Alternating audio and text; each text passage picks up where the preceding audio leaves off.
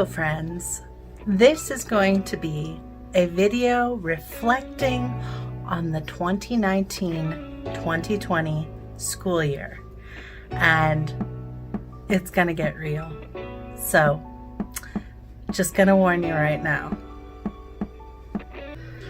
Okay, so quick preface. 1, I am not quitting teaching. I am still teaching.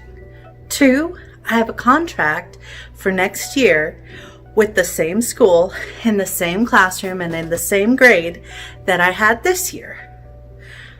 3, I love my admin. I love my teaching team. I have nothing but good things to say and positive things to say about them. So, with all of that, I do have a year of reflection. I think it's a good practice for teachers and basically everyone to have a little reflection on where they're at and what they're doing and where they've been. So I'm kind of figuring that for this year because there's a lot of things that I'd like to reflect on this year for my teaching practice. It was a tough year. Even before COVID, all of it, it was a very tough year for me. It was my 5th year. So I've been teaching 5 years. I've been teaching 4th grade all 5 years at the same school. And there's been good years, there's been hard years. It's just the regular teaching journey. But this year was really tough. And I'm going to get into it. So this year, we started as we usually do. We start the very first day of August, if it is a weekday. So this last year it was. We started August 1st, and I was going along, having typical beginning of the year. I've been trying to use flexible seating for the last 2 years, and so I really worked on it this year and was getting started on it. And about the second week into the school year, the bottom kind of just dropped out. So 2 separate families asked 2 different admin to have their students moved out of my class. And why, I was never sure. But they had them moved out of my class.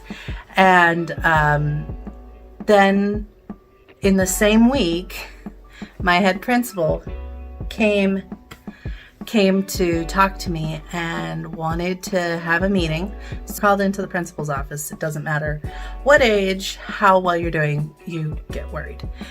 And it turned out he wanted to talk to me about my testing data, because he was looking at it. He and our data specialist on site were looking at it, and according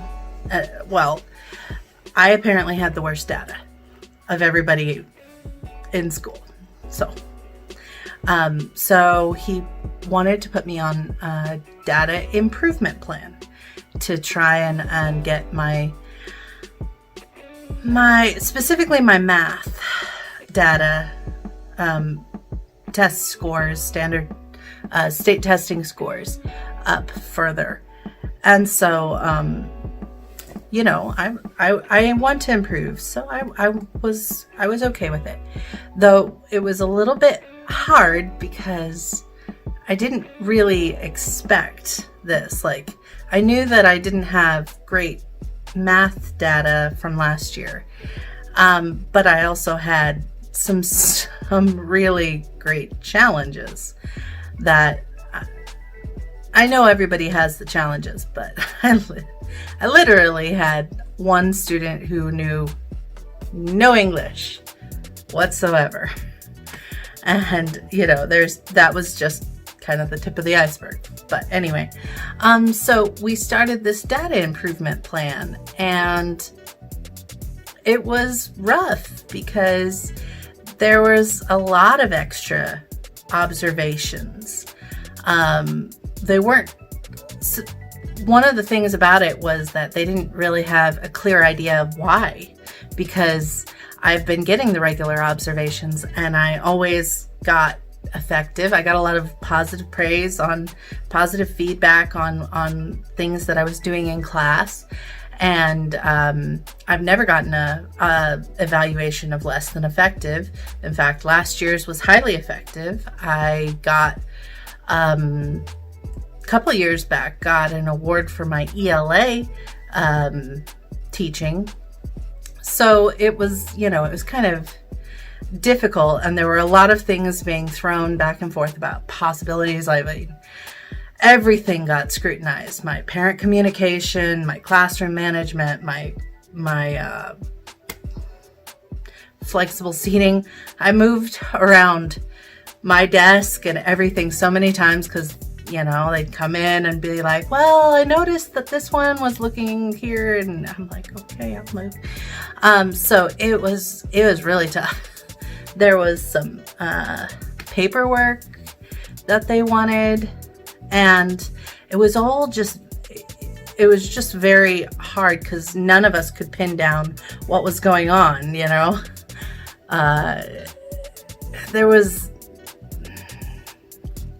it was just very haphazard, and no problem for them. They were trying to figure out a mystery that didn't really have an answer. So anyway, that was really hard.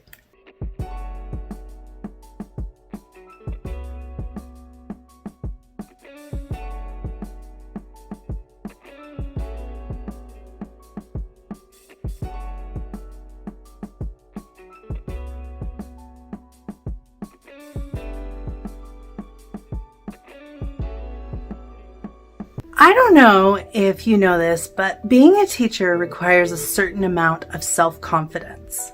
To go in and teach other people, even little human people, and tell them what they should know and what they should do requires you to kind of have this level of self-confidence. And one of the worst things about this year is that I had all of that stripped away. I had no self-confidence. I doubted everything I did. I doubted my classroom management. I doubted my lessons. I doubted my knowledge of content. I doubted it all. And that was probably the biggest contributor to the burnout and to the issues I was having this year. And if you're going through burnout, I can tell you that that's not fun. So that brings me to my lowest point, where there was no doubt I was absolutely done. I started with a fairly good attitude, really wanting to improve, but over the course of months, with just it seeming like I couldn't do anything right, and then in January it hit the fan, because we came back from winter break, and the week after, I think it was the Monday we came back, I got another surprise observation, and it was my head principal and one of the other admin who came in, and it didn't go well. Seriously, not well. During the observation, I knew it wasn't great, but I wasn't thinking it was as bad. But then they afterward pulled me into the office to go over the feedback, and everything was wrong. The timing was wrong, the energy was wrong, the manipulatives were wrong, the materials were wrong. It was horrible. I broke down crying, bawling in the principal's office. And I held it together. I got it back together. And I went and taught for the rest of the day. And then I cried my way home. And I cried my night through the night because I literally thought that that was the end. That they were just gonna, you know, that was the end of my teaching career. Like everything was wrong. And went through the week just kind of like not knowing what was gonna go on. And then I was talking to other teachers who were kind of like, they thought that I should go back in and talk to admin. Well, it turns out the head principal wasn't there for a couple days. He had to do some district stuff. And anyway, so I finally, I like to go in early in the morning. And there's one other principal that goes in early. And so I just kind of went up to her and was like, can I talk to you? And I went in, and she hadn't really been part of the plan, the improvement plan. She didn't really have much to do with it. But I was just kind of like, I need to know whether I need to go looking for another job.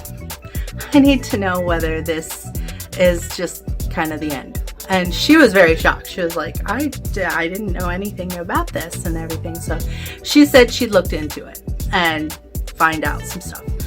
And so it ended up going in another meeting, this time with that other principal in there.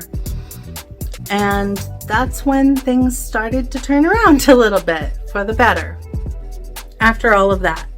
And it was really in the mid-January time. Like I said, I talked to the other principal. And one of the great things that came out of that, and one of the reasons I really appreciate my school and the admin there, is because through all of this, there's really been this whole idea of they want to help, wanted to make me better and make my teaching practice better and help my students, which I'm all about. And sometimes people have trouble understanding other people. And a lot of times it has to do with personality and previous experience and everything. But for whatever reason, this other principal, when she got involved, she kind of had a little bit more of a handle on some ways to help. The first thing she did was she was like, well, we need to get you paired up with somebody who can really like mentor you. And this is a little bit of a point. I never had, after my student teaching, there was no TIP program. So my first year as a teacher and all the rest, I just kind of got thrown in, which is completely normal, not a big deal. But anyway, so this year, toward the end of it, I was able to get a mentor teacher who is an awesome, phenomenal teacher. Like, I was blown away at some of her things because I'd never seen them before. Like, the way she taught was just, I'd be watching and be like, wow, how did you do that? Like, I think I'm pretty good at classroom management and organization and everything, but as far as energy teaching and creativity with the way she presented math, I was impressed, like seriously impressed. And she came in and observed me, and thankfully it was somebody I trusted, like not admin, but another teacher. Not that I don't trust admin, it's just that there's a certain level of camaraderie among other teachers, and I really trusted this teacher. And she came in and observed me at least once or twice a week, and just kind of like popped into lessons, and she was just like, you mind if I talk about this? And just really super helpful. And the feedback she gave, and she actually taught a couple lessons to my class showing how she would do something like that. and it was just so good. And it was a way more like made way right before the COVID-19 thing struck, like right before we went on spring break. I had another surprise observation, and this time 4 people. The original principal, the original admin, the other principal, and my mentor all watched me do a math lesson, and it went a lot better. They could see marked improvement on all the areas that they had previously had trouble with, and really much more positive. I didn't cry, which was nice. And so that was kind of like, we were really gearing up for the end of the year testing, which didn't happen. And part of me is a little bit like disappointed, because I'm really curious what would have happened with all the input that I was having throughout the year. The other part of me is kind of glad, because I never liked standardized testing. I never liked state testing. It's always miserable to me, at least, and to my students. My students get super like anxious about it. So possibly why there might be some synergy going on there with that. But then we had the coronavirus, and that's a completely different addition to this tough year. But yeah. In March, mid-March, our school shut down.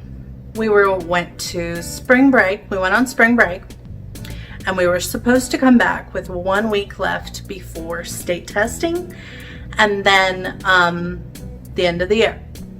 We didn't. Our governor issued a stay-at-home order, closed the schools. We didn't go back. We started distance learning, and turns out our population does not have any kind of digital resources. 20-something% had zilch digital resources. So we were initially told that what we needed to do, we needed to make paper packets to send home to all of our students.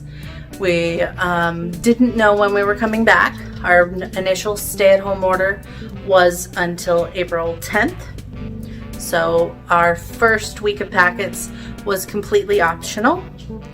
And we basically cobbled together different resources we had and tried to send them out. They told us to kind of see what we could do digitally, so we had a really exhausting week of trying to get parents on different digital platforms. I wanted to get everybody on Google Classroom, middling results with that. We tried Reading A to Z, Prodigy, Splash Math. We had a couple of different ones, and about 10% of our students were able to do it. So we mostly focused on our paper packets. Toward the second week, we decided that we needed to have something that was a little bit more engaging, a little less of the review, because a lot of the students weren't doing them. A lot of parents were overwhelmed with the amount of rigor.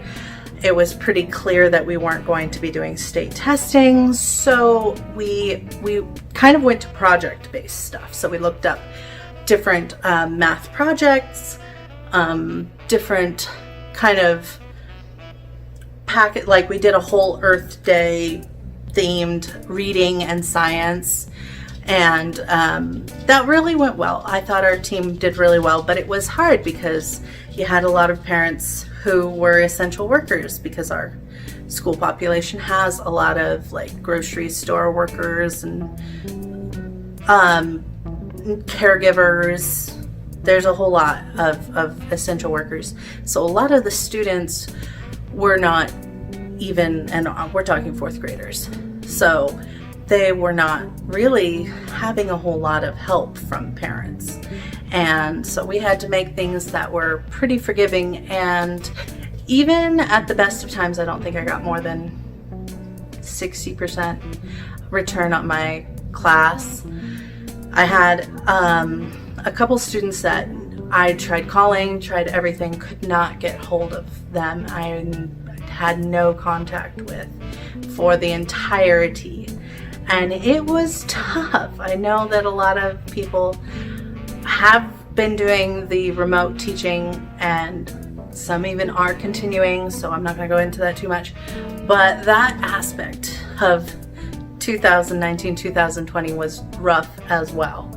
So, and our schools are done now.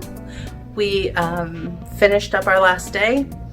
Our governor said that I'm Board of Education, said that all grades for this final quarter needed to be harmless, so everybody passed. And I don't know what's going on for next year. Like I said at the beginning of this video, I am still teaching. I'm not leaving teaching. I do have a contract with my school, and I really look forward to next year's teaching. I really look forward to putting in all of that, taking all that mentoring and all that improvement plan stuff and trying to really accentuate and help guide my teaching practice, especially in math, since that's where it kind of focused. So that's kind of my reflection on this past year. And if I had one thing to say, it would be that teaching is always tough. There's always challenges.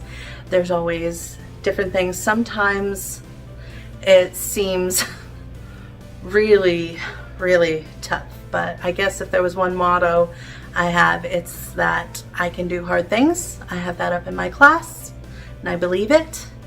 I can do hard things, and I want to show that to my students, because I think they could tell that it was hard. I tried not to bring it in too much, but I think they could tell. But I really liked my group of kids. I was really sad that I didn't get to have the end, the last quarter with them, which is really kind of the fun quarter of the year. And I would love to take into next year that idea of making sure to not save all the fun for the end, and make sure that we kind of treasure all the time we have together in the classroom.